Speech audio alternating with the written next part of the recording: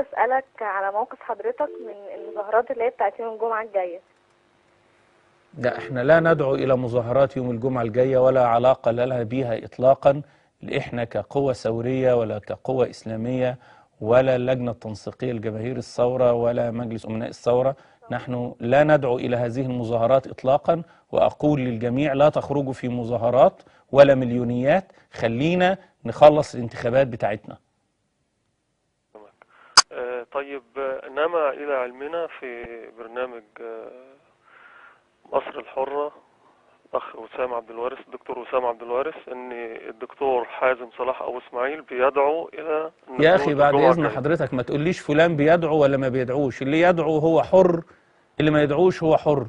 أنت عاوز تسمع كلام اللي بيدعو أنت حر، مش عاوز تسمع كلام اللي ما بيدعوش وأنت حر. أنا لا أدعو إلى النزول يوم الجمعة ولا أدعو إلى النزول إطلاقا إلى ميدان التحرير إلا بعد ما نشوف الانتخابات هتعمل إيه. بعد الانتخابات دي مرحلة لابد إن احنا نخلصها. أي حد يدعو إلى أي شيء، كل واحد يدعو باللي هو عاوزه ويتحمل المسؤولية أمام الله عز وجل، واللي هيلبي النزول أو عدم النزول أيضا سيسأل عن هذا. أنا لا أدعو إلى النزول إطلاقا، أنا أدعو إلى أن نركز بشدة في هذه الخطوة التي نحن فيها الآن، وهي الخطوة الأولى من 3 خطوات لنقل السلطة ولنجاح الثورة. هذه الانتخابات لابد أن نركز فيها جدا. هننزل ليه؟ عاوزين ننزل ليه؟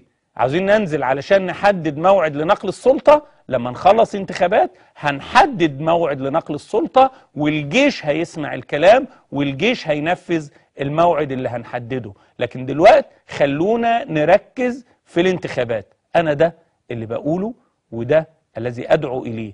أي حد آخر مع احترامي الشديد لكل من ينادي بالنزول، أنا لا أعرف شيخا ولا أحدا من العلماء ولا أحدا من الكيانات الثورية دعا للنزول يوم الجمعة القادم إطلاقا إلا من ذكرت حضرتك. وهذا الكلام أنا لا أدعو إليه إطلاقا. نركز في الانتخابات، نحافظ على انتخاباتنا، نحمي اللجان.